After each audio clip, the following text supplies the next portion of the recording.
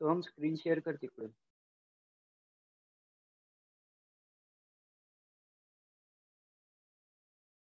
Hello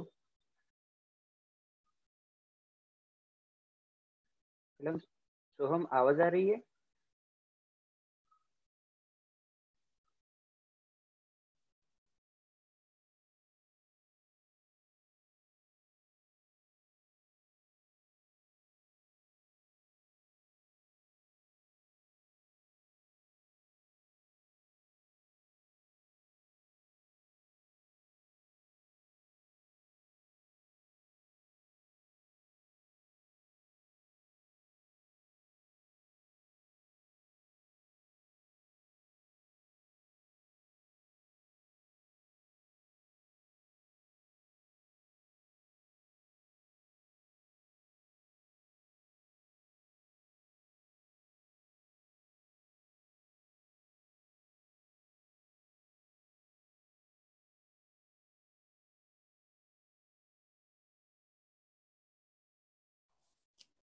झालं.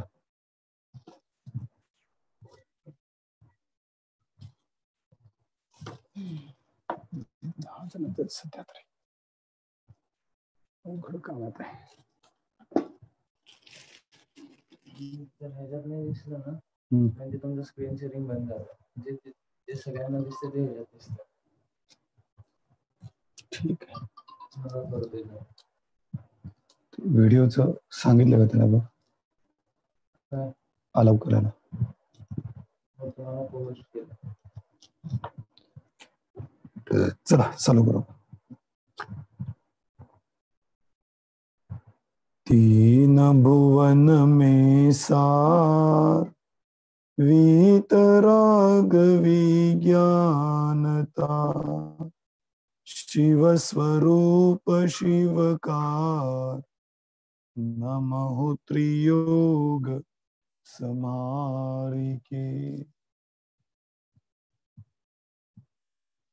Screen बारीक करायची रे. डबल क्लिक करत जा स्क्रीन.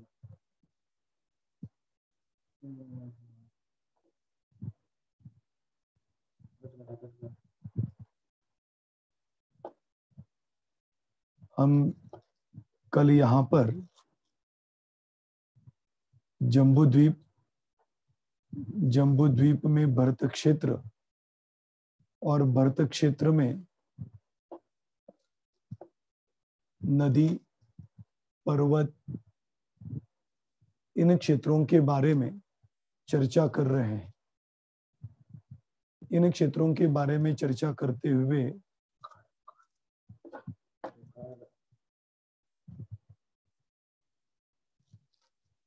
जम्बू द्वीप में भरत क्षेत्र और भरत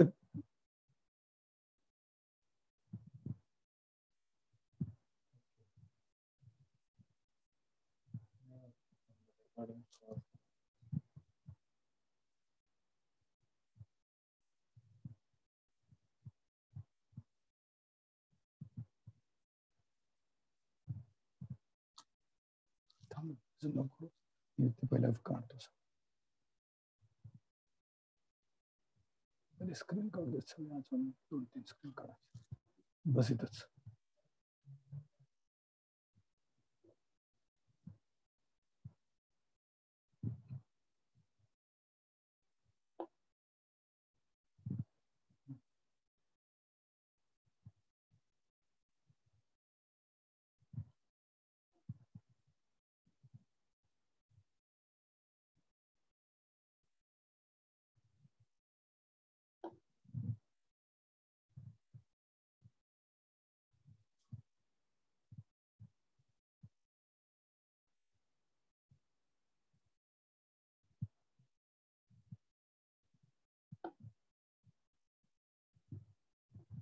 स्क्रीन शेअर करायचं.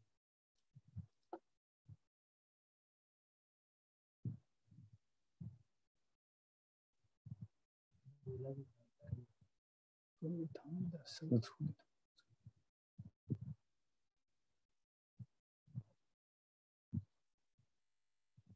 काय करायचं? चालू करू.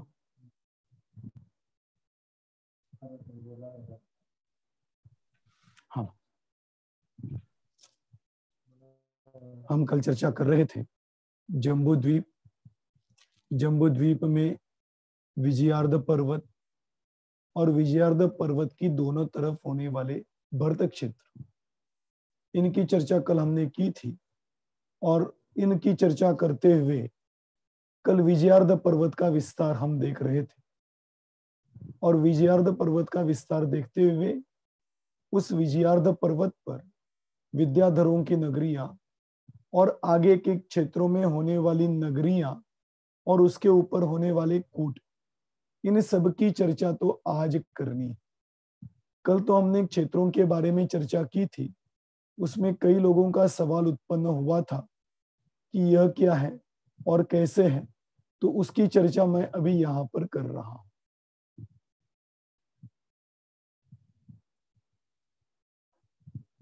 अभी आपके सामने दिखाई दे रहा है, यह भरत क्षेत्र है, और इस भरत क्षेत्र में कल हम देख रहे थे वह विजयार्ध पर्वत। कल कई लोगों का इसमें द्विधा मनस्थिति बनी हुई थी कि वृषभाचल पर्वत और विजयार्ध पर्वत में क्या अंतर। वृषभाचल पर्वत सुवर्ण जैसा रंग वाला है, नीचे 100 योजन है, ऊपर 50 योजन है, और यह म्लेच्छ खंड में है, म्लेच्छ खंड के बीच में। और विजयार्ध पर्वत इस भरत क्षेत्र के बीच में। विजयार्ध पर्वत की लंबाई पूरी जम्बूद्वीप की लंबाई जितनी है, और विजयार्ध पर्वत की चौड़ाई 50 योजन, यहां से लेके यहां तक उसकी चौड़ाई 50 योजन है, और इस विजयार्ध पर्वत की ऊंचाई 25 योजन है। दोनों में फर्क समझ में आया? कई लोगों को यह सवाल उत्पन्न हुआ था। दूसरा सवाल लोगों को यह उत्पन्न हुआ था कि जो अपन ने प्रमाण निकाला था, कौन सा प्रमाण निकाला था कि इस जम्बूद्वीप में होने वाले भरत क्षेत्र का आधा हिस्सा कैसे निकाले। तो मैंने आपको बताया था, समझाया था, अभी भी यहां पर आप देखिए तो आपको समझ में आएगा। यहां से यहां तक यह भरत क्षेत्र है, इसकी चौड़ाई 526 6/19 है।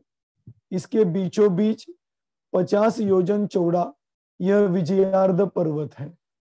तो इसका आधा भाग निकालना है, तो यह जो पर्वत विजयार्ध पर्वत है, इसको जब तक माइनस नहीं करेंगे तब तक इस भरत क्षेत्र का यहां से यहां तक का भाग और यहां से यहां तक का भाग कैसे निकलेगा।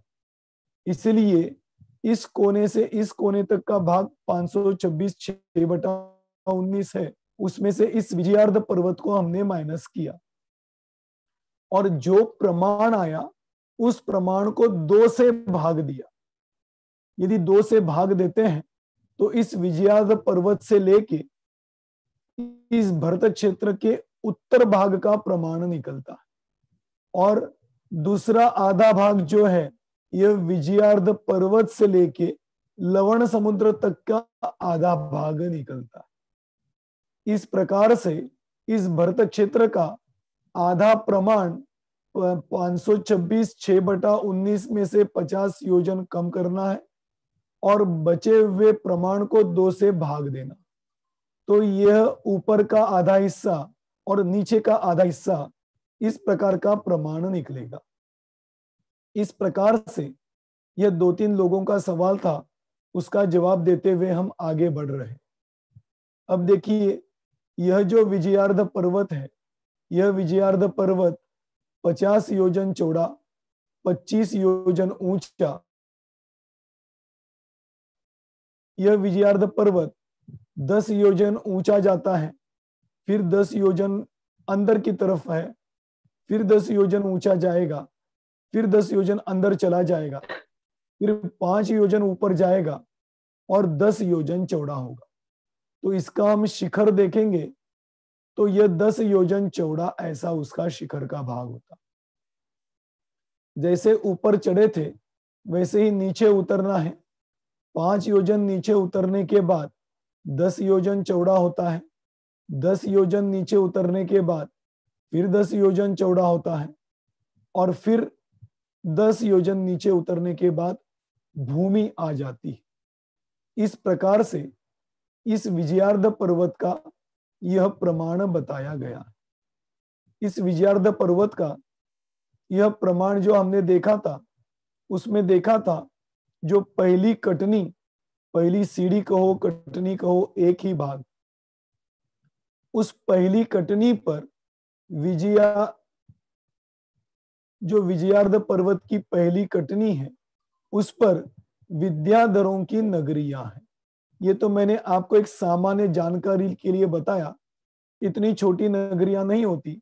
इस नगरी में तालाब होते हैं, इस नगरी में उन विद्याधरों के भवन होते हैं, जिन मंदिर होता है, रास्ते होते हैं और कई चीजें होती है।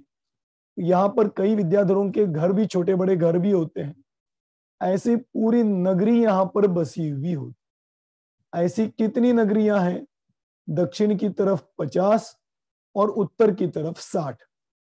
ऐसी विद्याधरों की नगरियां पहली कटनी पर होती है। ऐसे विजयार्ध पर्वत का यह प्रमाण कल हमने देखा था। अब थोड़ा ऊपर चढ़ते हैं। इस विद्याधरों के क्षेत्र के ऊपर 10 योजन ऊपर चढ़ने के बाद इस विजयार्ध पर्वत की दूसरी कटनी आती है। कल अंत में एक ने सवाल पूछा था, ये ऊपर क्या है, तो वह आज चर्चा कर रहे हैं। दूसरी कटनी जो है, इस कटनी पर अभियोग्य जाति के देवों के भवन आदि नगर बसे हुए हैं। अभियोग्य देव मतलब क्या? देखिए, आप जब तत्वार्थ सूत्र का चौथा भाग लेंगे, चौथा अध्याय देखेंगे, तो चौथे अध्याय के चौथे सूत्र में इनके भेद करके बताए। जैसे सूत्र में आपको सुनाता हूं, सामान्य अर्थ बताते हुए इसके बारे में चर्चा करेंगे। इंद्र सामानिक त्रायस्त्रिंच पारिषदात्मरक्ष लोकपालानिक प्रकीर्ण का भी योग्य किल्विशिकाश्चैकश। देखिए, इंद्र सामानिक त्रायस्त्रिंश पारिषद आत्मरक्ष लोकपाल अनिक प्रकीर्णक अभियोग्य किल्विशिक, इस प्रकार के जो चतुर्निकाय देव कहे हैं उसमें भेद होते हैं। अब इनकी चर्चा ज्यादा विस्तार से नहीं करेंगे, हमें तो डायरेक्ट अभी लोक ये अभियोग्य जाति के देव कैसे होते हैं, किसको कहते हैं, इसकी चर्चा करनी है। इसलिए ये सूत्र मैंने लिया।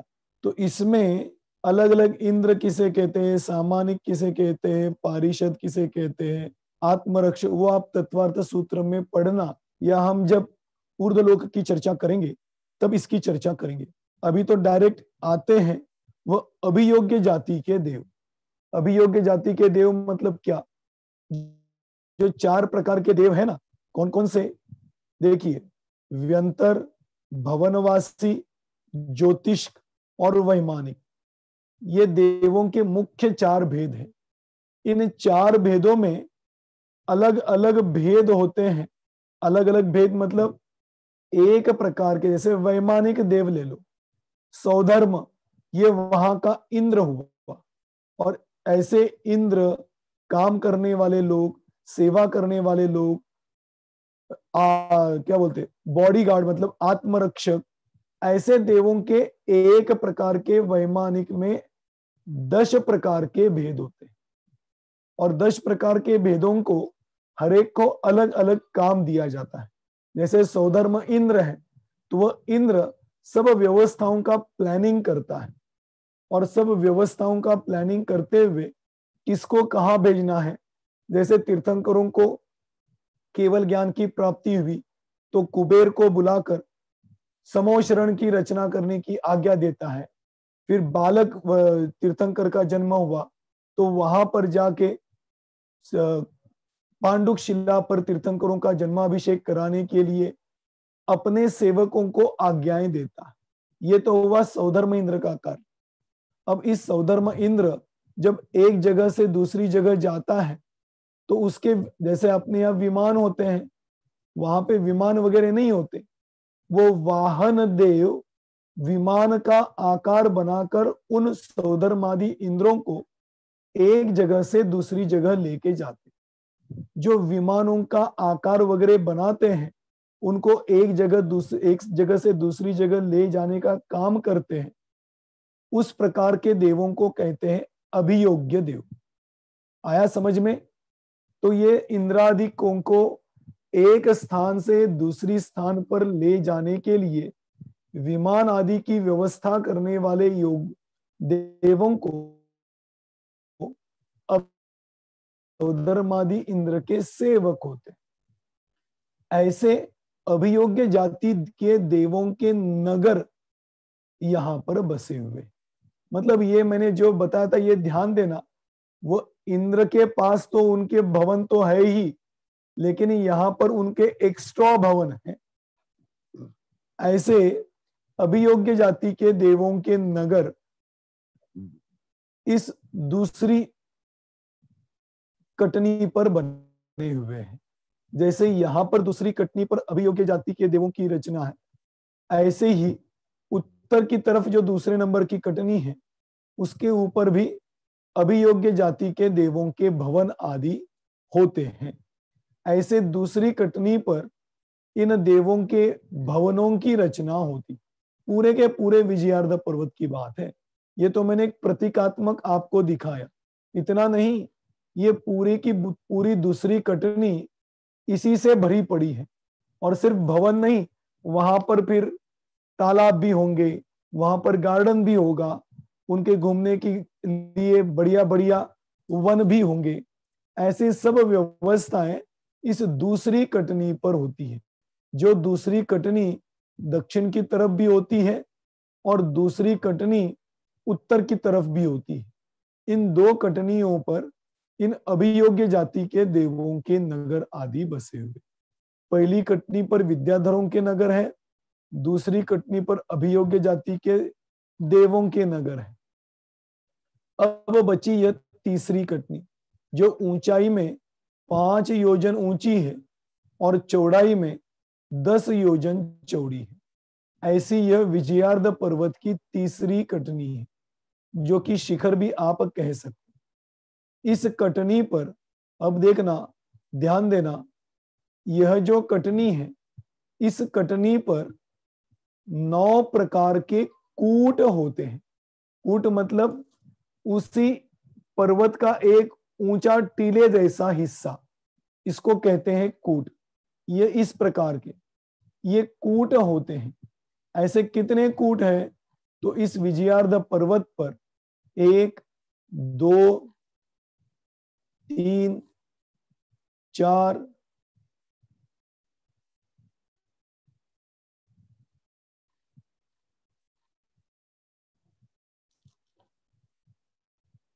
5 6 7 8 और ये 9, ऐसे 9 कूट इस विजयार्ध पर्वत पर होते हैं। इन कूटों की खासियत ये होती है कि 9 कूटों में से एक दाहिने हाथ का जो पहला कूट होता है, ध्यान देना, ये इसी पर्वत की चर्चा नहीं है, ये हर पर्वत के लिए यह नियम लागू होता है कि उस पर्वत का जो दाहिने हाथ में होने वाला पहला कूट होता है उस कूट को कहते हैं सिद्धायतन कूट। सिद्धायतन कूट, सिद्धायतन कूट क्यों कहा? क्योंकि इस कूट पर जो अकृत्रिम जिनालय होता है वो इसी कूट पे होता है। अभी अपन जब जम्बू द्वीप के अलग अलग पर्वतों की चर्चा करेंगे तो वहां पर भी आप ध्यान देना, पहले नंबर का जो कूट होगा उस कूट पर अक्सर एक अकृत्रिम जिनालय नियम से होगा और उस कूट का नाम होगा सिद्ध कूट या सिद्धायतन कूट। दोनों में से कोई भी शब्द पढ़ने में आ जाएगा। और इस कूट के ऊपर एक पूर्व दिशाभिमुख मतलब पूर्व की ओर मुख किया हुआ, ऐसा यह अकृत्रिम जिनालय होता है। जो अकृत्रिम जिनालय पूर्व की ओर मुख किया हुआ है, इसकी चौड़ाई, इसकी लंबाई और इसकी ऊंचाई सुनिए आप। इसकी चौड़ाई 1 कोस होती है, ऊंचाई पौन कोस होती है और चौड़ाई आधा कोस होती है। समझ में आया? इसकी लंबाई यदि अपन देखेंगे तो 1 कोस है, चौड़ाई लेंगे तो आधा कोस है। इसको धनुष में भी बताया जाता है। तो 1 कोस मतलब 2000 धनुष होता है, आधा कोस मतलब 1000 धनुष होता है, और ऊंचाई पौन कोस तो 1500 धनुष। इतनी ऊंचाई वाला यह अकृत्रिम जिनालय होता है। और वह अकृत्रिम जिनालय जिसमें 108 प्रतिमाएं होती है, और वो 108 प्रतिमा नित्य वैराग्यदायिनी ऐसी 108 प्रतिमाएं इस कूट के ऊपर होती है, इस अकृत्रिम जिनालय में होती। और वो सब याद करना कि वह प्रतिमा 500 धनुष ऊंची होती है, ऐसी 108 प्रतिमाएं होती है। हर प्रतिमा की वेदी होती है, वेदी के ऊपर हर प्रतिमा के सामने अष्टमंगल होते हैं, और रत्न जड़ित सब मालाओं से वह वेदी सजी हुई होती है, और वह प्रतिमा स्फटिक मणिमय होती है। इस प्रकार से 108 प्रतिमाओं वाला यह अकृत्रिम जिनालय इस पहले कूट पर होता है, जिसका नाम है सिद्धायतन कूट। फिर इस कूट पर इस मंदिर के बाजू में गार्डन भी होंगे, तालाब भी होंगे, और कई सुंदर सुंदर वस्तुएं यहाँ पर होती है। ऐसे यह पहला कूट है सिद्धायतन कूट। तो इस विजयार्ध पर्वत पर जो 9 थे, उसमें से पहले कूट का नाम है सिद्धायतन कूट। बाकी के कूटों के नाम मैं आपको यहाँ पर पढ़ के सुनाता हूं और गाथा नंबर बताता हूं। तिलोय पन्नति पेज नंबर 43 और गाथा नंबर 150। तिलोय पन्नति भाग 2 पे पृष्ठ नंबर 43 और गाथा नंबर 150 और 151। इस गाथा में इस विजयार्ध पर्वत पर होने वाले कूटों के नाम हैं सिद्धकूट, भरतकूट, खंड प्रपात कूट, मणिभद्रकूट, विजयार्धकूट, पूर्णभद्रकूट, तिमिश्रकूट, भरतकूट और वैश्रवणकूट। ऐसे 9 कूट इस विजयार्ध पर्वत पर होते हैं। इसमें से मैं मेन आपको बताना चाहूंगा, ये जो है यह अपन ने देखा था, नीचे याद करना, इस विजयार्ध पर्वत की तलहटी में 2 गुफाएं थी, जिसमें से पूर्व गुफा थी जिसका नाम था खंड प्रपात गुफा। इसके ऊपर खंड प्रपात नाम का यह कूट होता है, और इस कूट के ऊपर व्यंतर देवों के भवन होते। पहला कूट सिद्धायतन कूट, जिसके ऊपर अकृत्रिम जिनालय है, और बाकी सब कूटों पर व्यंतरों के भवन होते हैं। सिर्फ भवन नहीं होते, वहां पर भवन, उसके बाजू में गार्डन, उसके बाजू में तालाब, ऐसी सुंदर रचना इस कूटों के ऊपर होती है। मतलब 8 कूटों के ऊपर इन व्यंतर देवों के भवन होते हैं, और पहले कूट के ऊपर अकृत्रिम जिनालय होते। इस कूट पर जो व्यंतर जाति के देवों के भवन हैं, उन भवनों की लंबाई चौड़ाई भी उतनी ही थी जितनी की हमने अकृत्रिम जिनालय की देखी थी। 1 कोस चौड़ा, आधा 1 कोस लंबा, आधा कोस चौड़ा और पौन कोस ऊंचा। ऐसा यह व्यंतरों का भवन होता है, और वह व्यंतरों का भवन चारों दिशाओं से, मतलब चारों बाजुओं से बाउंड्री, ये दिखाई दे रहा है ना, जैसे अपने यहाँ कंपाउंड होता है, ऐसे कंपाउंड वॉल से घिरा हुआ होता है, उसके बाजू में गार्डन आदि सब व्यवस्थाएं होती। ऐसे हर कूट के ऊपर व्यंतर जाति के देवों के घर होते हैं, भवन होते हैं। इस प्रकार से खंड प्रपात गुफा, इसके ऊपर खंड प्रपात नाम का कूट है, और तिमिश्रा गुफा होती है, उसके ऊपर तिमिश्रा नामक कूट होता है।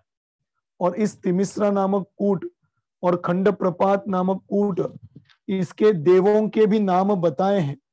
उसकी गाथा नंबर मैं आपको बताऊं, 49-48 नंबर पेज, और गाथा नंबर 170, 71, 72 और 73। इन 4 गाथाओं में इन कूटों पर होने वाले व्यंतर देवों के नाम बताए।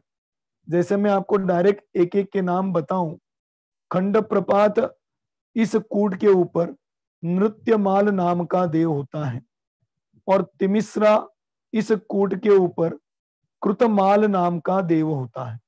इसमें नृत्यमाल होता है और दूसरे में कृतमाल होता है। मतलब खंड प्रपात पे कृतमाल होता है, नृत्यमाल होता है, और तिमिश्रा गुफा पर कृतमाल नाम के देव रहते हैं। ये मैंने क्यों बताया, क्योंकि जब चक्रवर्ती जीतने के लिए, 6 खंड जीतने के लिए निकलता है, तो यहां से यहां पे बाण छोड़ता है, तो यह देव आके उनके प्रति समर्पित हो जाता है।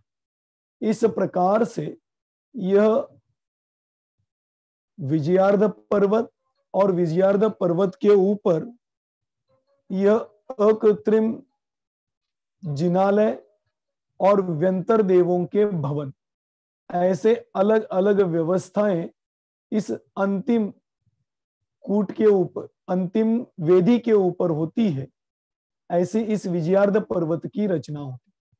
पहली वेदी कटनी, उसके ऊपर विद्याधरों की नगरियां,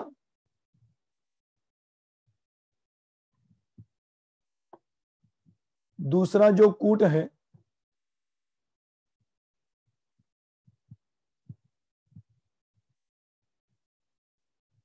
पहली जो कटनी थी, इस कटनी के ऊपर विजयार्ध पर्वतों की नगरियां थी।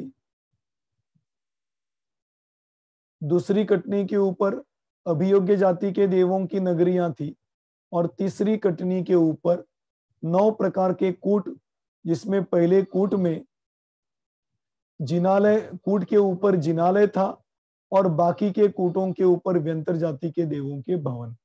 इस प्रकार से इस विजयार्ध पर्वत की रचना इस भरत क्षेत्र में होती है। ऐसा 50 योजन चौड़ा और 25 योजन ऊंचा ऐसा विजयार्ध पर्वत होता है। और इस पर्वत की यह गुफा है जो अपने पहले भी देखी थी, और यह गुफा चौड़ाई में 50 योजन, यह लंबाई में 50 योजन लंबी होती। और याद पे तो अपने देखा था, ये दरवाजा 12 योजन चौड़ा और 8 योजन ऊंचा, ऐसा इस दरवाजे का प्रमाण होता है। ऐसे इस भरत क्षेत्र की रचना, जो कि 5 म्लेच्छ खंड, 1 आर्य खंड और यह विजयार्ध पर्वत, इनके साथ जुड़ी हुई है। ऐसी इस भरत क्षेत्र की रचना कही जाती है। यह रचना इस प्रकार से हमने देखी। अब इसी के इस बारे में किसी को कुछ प्रश्न हो तो पूछिए। मैंने बीच में इसलिए आपको यह पूछा क्योंकि अगले विषय पे जाने से पहले इसके बारे में जो भी शंकाएं हैं, उन शंकाओं का पहले अपन निरसन करें, फिर अगले विषय पे जाए। जय जिनेन्द्र पंडित जी। जय जिनेन्द्र, बोलिए। ये जो आभियोग्य जाति के देव हैं, ये तो 16 स्वर्गों में होते हैं, तो फिर यहाँ विजयात पर्वत पर भी होते हैं क्या? उनके भवन होते हैं। अच्छा, तो वो जैसे परमानेंट अपन ने यहाँ? सुदर्शन मेरु पर्वत देखा था ना, हाँ, तो सुदर्शन मेरु पर्वत पर भी अपन ने सोम, हाँ, वरुण, इनके भवन देखे थे। हाँ, तो उनके जैसे भवन होते हैं, ऐसे ही यहाँ पर इन अभियोग्य जाति के देवों के भवन होते। अच्छा, मतलब परमानेंट नहीं रहते यहाँ पे? परमानेंट नहीं रहते। अच्छा। ओके सन भाई, ठीक है। और किसी को?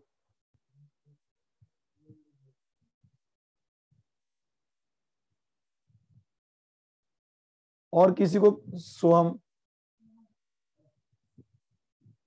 हाँ भैया जी, हाँ जय जिनेन्द्र। ये आपने जो अकृत्रिम चैत्यालय बताया उसकी जो माप बताई 2000 धनुष लंबा हाँ। और 1000 धनुष चौड़ा। हम्म। अब उसमें 1000 मूर्तियां, 108 मूर्तियां हैं, 108 प्रतिमाएं। प्रतिमाएं, और एक प्रतिमा 500 धनुष की है। बिल्कुल। तो फिर 2000 जो धनुष की चौड़ाई है, तो उसमें कैसे सेटलमेंट होगा? नहीं, क्यों सेटलमेंट होने में क्या प्रॉब्लम है? कहाँ 2000 धनुष, कहाँ 100 क्या बोलते हैं, 500 धनुष। हाँ ऊंची है ना, चौड़ी की नहीं बात है वो। नहीं तो समचतुर्थस यदि अपन संस्थान देखेंगे हाँ तो लगभग चौड़ाई भी उसी नहीं हिसाब नहीं, से आप देखिए, आप खड़े होते हो या बैठे हुए हैं, की मूर्ति है। तो वो इस प्रकार कैसा है कि चौकोन है ना, तो चौकोन में व्यवस्था हो जाएगी। नहीं, अच्छा, तो जो प्रतिमाएं है वो खड़गासन रहती है। पद्मासन की बात आती, खड़गासन की नहीं। पद्मासन या खड़गासन? पद्मासन, पद्मासन, बैठी हुई। बैठी हुई। ठीक है, वो चौकोन है ना, आप क्षेत्रफल निकाले तो उसमें बैठ जाएगा। और किसी को कोई सवाल? पंडित जी, हाँ सभी प्रतिमाएं आकृतिम चित्तालय में पद्मासन ही रहती है ना? हाँ, पद्मासन रहती है। बराबर, ठीक है, ठीक। और किसी को कोई सवाल? वो विजयार्थ पर्वत की एक बार लंबाई चौड़ाई बता देना, ऊंचाई। 50 योजन चौड़ा, 25 योजन ऊंचा।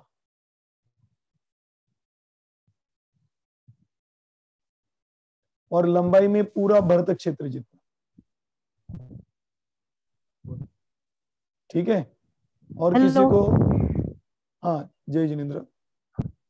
हाँ जय जिनेन्द्र पंडित जी, आपने ये जो बताया था ना 6 पर्वत के नाम, हाँ तो हेलो? हाँ बोलिए बोलिए।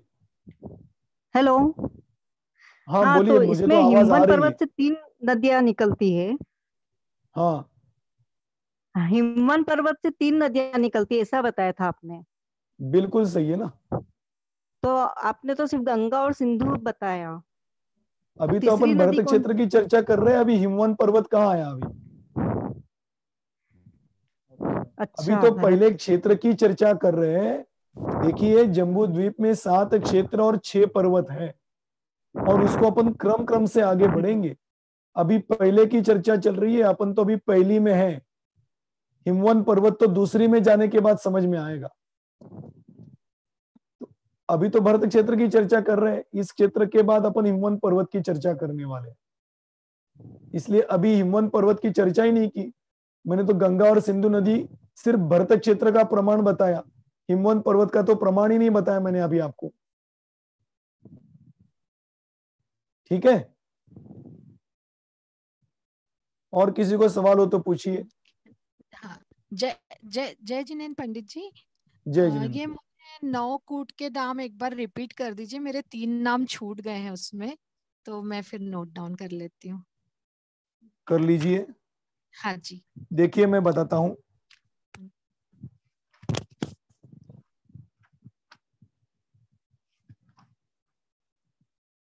सिद्धकूट, भरतकूट, हाँ खंडप्रपात कूट, हाँ मणिभद्रकूट, हाँ जी, विजयकूट, पूर्णभद्रकूट, तिमिश्रकूट, भरतकूट और वैश्रवणकूट, ये 9 नाम हैं। धन्यवाद। ठीक है, और किसी को कोई सवाल? पंडित जी जय जिनेंद्र। जय जिनेंद्र। हेलो। बोलिए बोलिए, आवाज आ रही मेरे को, तो आपको नहीं आ रही क्या? जी पंडित जी, मैं जानना चाह रहा था, आपने जैसे आर्यखंड दिखाया है, उसमें एक गोला निकाल के दिखाया कि अपना ये संसार है। हाँ, तो इस संसार को मैं पृथ्वी मान के चलूं अगर, तो पृथ्वी के आजू बाजू में भी आर्यखंड लगा हुआ है। बिल्कुल। तो मैं पृथ्वी से क्या मैं बाकी जगहों पे हम नहीं जा सकते हैं क्या, जैसे आर्यखंड में पूरी जगहों पे? नहीं, देखिए, जी ये पूरी जगह में जाने के लिए तो कोई बाधा नहीं कर सकता है आपको, जी क्योंकि आर्यखंड में आप कहीं पर भी घूम सकते हो। जी आर्यखंड के बाहर जाना हो तो आपके पास कोई विद्या या कोई विशेषता होनी चाहिए, उसके बिना जैसे नहीं जा पाओगे। जी पंडित जी, जैसे अभी वर्तमान में वैज्ञानिक बताते हैं कि पृथ्वी मतलब पृथ्वी यहाँ समाप्त हो गई, तो उसके बाहर नहीं जा पाते हैं, तो अब हाँ, फिर कैसे कैसे मतलब पता चलेगा कि देखिए, आर्यखंड ही? पहली बात तो मैं आपको ये बताऊं जी जी कि यह सर्वज्ञ देव ने बताई हुई वाणी है, जी जी पहली बात। जी जी दूसरी बात, वर्तमान के भूगोल को जी और अपने भूगोल को कंपेयर करने की कोशिश करेंगे जी तो ये ज्ञान और अज्ञान का कंपैरिजन हो जाएगा। जी तो इसको, दूसरी बात, अपनी इंद्रियां बहुत ही कमजोर है, अपने से तो चक्रवर्ती की इंद्रियां कई मजबूत थी, जी जी अपनी इंद्रियां बहुत कमजोर है। सिर्फ एक इंद्रिय देखने की बात नहीं कर रहा हूं, बाकी जी के सब इंद्रियों की भी चर्चा मैं कर रहा हूं। जी जी तो उस इंद्रिय के पास हम पहुंच नहीं पाते, इंद्रियों के माध्यम से वहां तक पहुंचना हमारे लिए थोड़ा संभव नहीं हो पाता, इसीलिए हम इसका कंपेयर नहीं कर सकते। आप फिर मेरे को बोलोगे इसको प्रूफ करके बताओ। जी अब प्रूफ करने के लिए मेरे पास सिर्फ तीर्थंकरों की वाणी के अलावा दूसरा कुछ नहीं। नहीं नहीं, वो तो मैं और आपकी बात आपके में पास सहमत नहीं, हूँ। नहीं, आपकी बात नहीं कर रहा हूँ, एक जनरल बात कर रहा हूँ मैं, आप जी क्रॉस जी कर रहे हैं ऐसा नहीं बोल रहा हूँ। जी जी तो जी इतना ही मैं बता सकता हूँ कि जी अपनी विश्व की कल्पना तो यहीं पर है। ये गोला जी तो मैंने एक अंदाज से निकाला है, जी इसमें थोड़ा छोटा बड़ा हो सकता है, वो कोई जी बात जी बड़ी बात नहीं, लेकिन इतने क्षेत्र में ही हमारा विश्व समा जाता है। अच्छा अच्छा अब इसके बाहर भी क्षेत्र है कि जहां जी पर अभी हम पहुंचे नहीं या पहुंच नहीं पाए, जी तो उस क्षेत्र पे पहुंचने के बाद हमको पता चल सकता है। अच्छा इसलिए अभी जो वैज्ञानिक कहते हैं कि इसके बाहर तो पूरा विश्व, खाली विश्व है, जी पानी है, ब्रह्मांड एक है। तरफ तो पानी कहते हैं। अब जी वो जो पानी है, जी तो इस नदी के सामने वो पानी तो बहुत कम, बहुत छोटा हो गया, बहुत छोटा। जी एक क्या बोलते हैं उसको, जी छोटा कुएं जैसा हो जाएगा। जी तो इसके आजू बाजू में तो वो सब समुद्र वगैरह होंगे ना, जी लेकिन वो इसके ही आजू बाजू में होंगे, इसके बाद हम्म। और समुद्र तक नहीं पहुंचे हुए।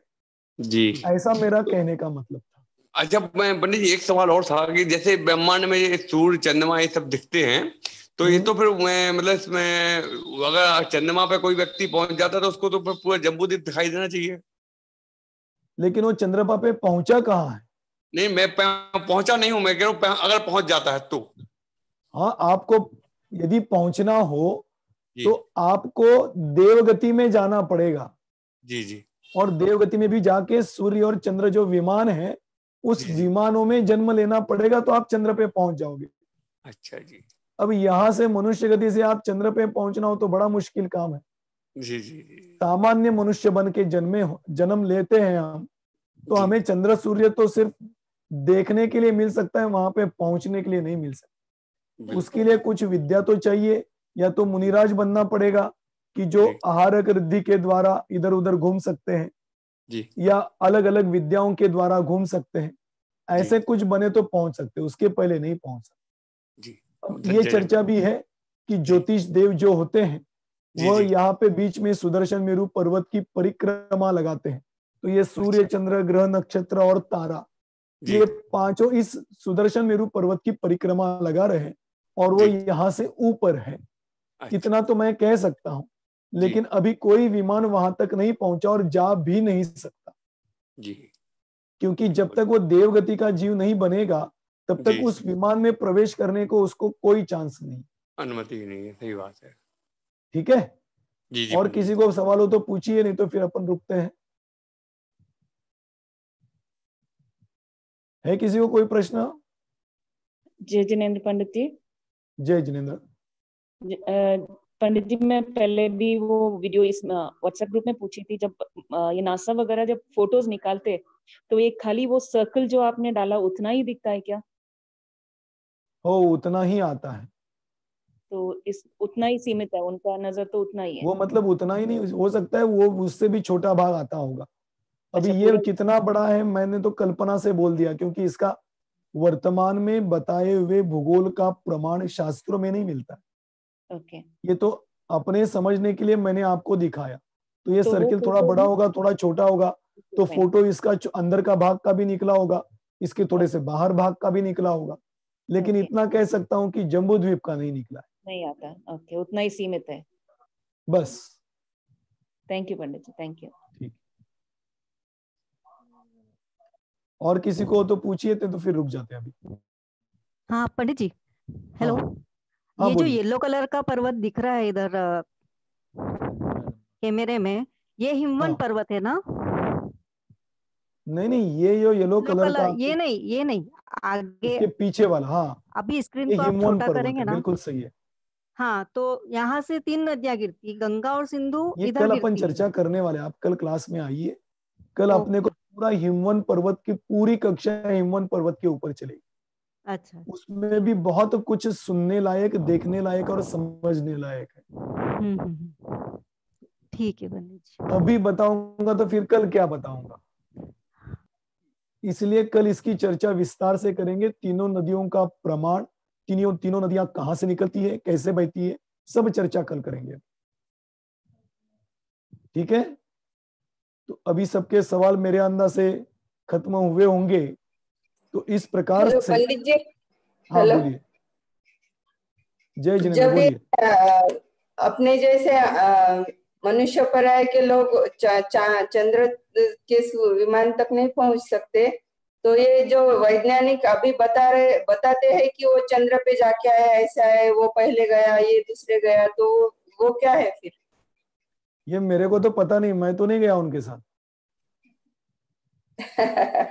समझ लीजिए, वो उन्होंने क्या फोटो निकाला मैं नहीं बता सकूंगा ना, क्योंकि उसको झूठ कहने के लिए मेरे पास कोई प्रमाण नहीं, और सच कहने के लिए भी मेरे पास कोई प्रमाण नहीं। मेरे पास तो सिर्फ ये जम्बू द्वीप है, यह बताने के लिए प्रमाण है। तो उन्होंने क्या फोटो निकाला, कहाँ का फोटो निकाला, कि कहाँ से निकाला, निकाला भी कि नहीं, इसकी कई चर्चाएं पेपर में तो आती है।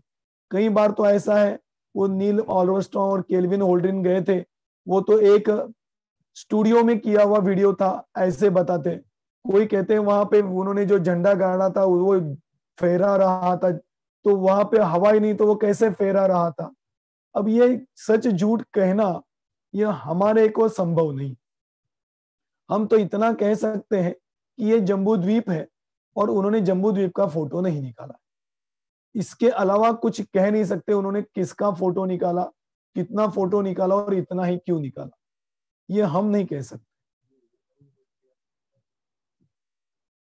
ठीक है, चलिए अभी अपन यहां पर रुकते हैं, आज का विषय यहीं पे खत्म करते हैं, और कल अपन बहुत सुंदर ऐसे हिमवन पर्वत की विस्तार से चर्चा करने वाले हैं, तत्वार्थ सूत्र के 2 सूत्रों के माध्यम से, और बाकी विस्तार की चर्चा अपन यहां करेंगे। आज का विषय यहीं रहते हैं, यहीं पे रुकते हैं। जय जिनेन्द्र।